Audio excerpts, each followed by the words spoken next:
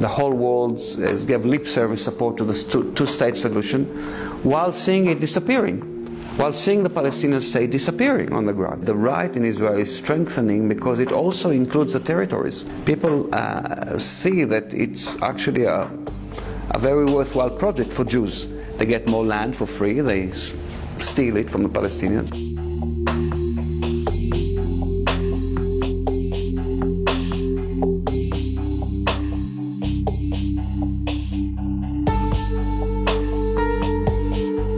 The idea is that there will be two states, but the two states will have open borders. There will be freedom of movement between them.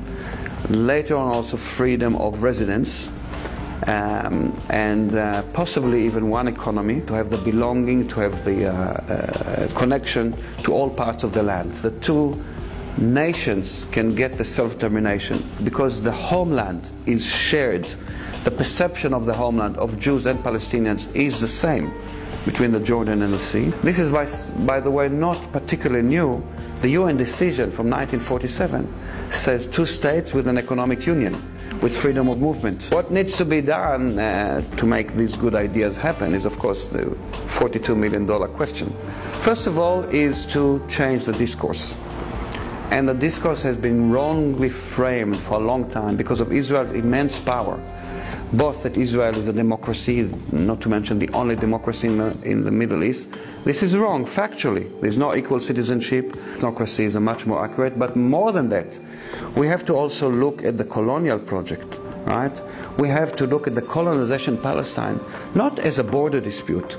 This is a regime that the Jews have come from Europe and then from the Arab world and have colonized Palestine. This has to change the discourse in academia, in civil society, in the media. It is a colonial project not dissimilar to the French in Algiers or to the British in Ireland or to the Germans in Poland. Apartheid is gaining ground because it reflects reality. We call for minimal disruptions and uprooting. So this is, of course, it will be up to Palestinians to decide. But it's quite realistic that the Palestinian, under an agreement, would say to the Jewish settlers, you know, if you accept Palestinian rule, if you pay for the land that you stole or whatever, or you hire the land from the landowners, you can stay under Palestinian rule. And the same, of course, to stop all uprooting of Palestinians, like Israel is trying to do, especially in where I live, in the Negev, which is a massive uprooting of people that Israel threatens all the time. So we think, while it looks maybe to some people utopian, actually it's more realistic to say, let's hang on with the geography, change the rules of the game, and will create a much better situation. And then, of course, to actually make it happen, you need the two elements of power. You need the powers from below and you need it from above. So from below you need, there's no way around it, to engage, to work on the ground with Israelis and Palestinians, that the majority of whom are interested in peace. The whole world gave lip service support to the two-state solution while seeing it disappearing, while seeing the Palestinian state disappearing on the ground. It's almost scandalous the way Israel is exceptionalized in international law. Every country around the world that breaks international law is being called to order, it's being condemned, it's being sanctioned, and the only exception is Israel. Now, I'm not saying only Israel is responsible for it, only the US, of course they are the two strongest players. Other countries, France, UK, Germany, and especially Germany and the UK, I might add. Two of them are directly responsible to what happened to the Palestinians. Both Germany with the Holocaust, which has driven Jews in a most tragic way to their ancient homeland, and Britain that created the Balfour Declaration and the conditions for Jewish colonization of Palestine. And both these countries do very, very little and very powerful. I sat as the head of B'Tselem, I sat a few times with Tony Blair. He became ambassador of the quartet to Palestine, and basically he was doing very, very little. And Angela Merkel is probably the most powerful woman in the world now. She can wield a lot of power, and she refrains from doing that. So it has to be mobilized on this kind of levels, and the European Union is still a source of hope, because it's the center of human rights in the world, it's the center of democracy in the world and peace.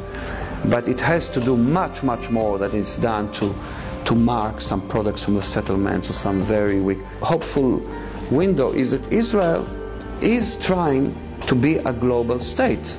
It's not a marginal state in the periphery of the world. Israel is premised on being a global state in science, in technology, in weapon industry, in trade. It is a very successful state economically. And this is a point of negotiation. The terms of trade with Europe, for example, is very much, you don't have to go to boycotts, you don't have to go to extremes. You can start with questioning the privileges that Israel has with Europe, both with trade or with science, and that will create a lot of angst in Israel. Just these kind of privileges that are put under question mark. So I think overall the movement from below, from the ground, coupled with international mobilization in the name of the standards and the principles that govern world governance. I'm a believer that we need to strengthen very much the urban cooperation, to create metropolitan frameworks, and this, of course, gradually, through a lot of struggles, can bring people together, break the boundaries, and create joint agenda, joint mobilization to create a better future, because both Palestinians and Jews are there for the foreseeable future, for the next few hundred years. So we better find ways to coexist on good terms.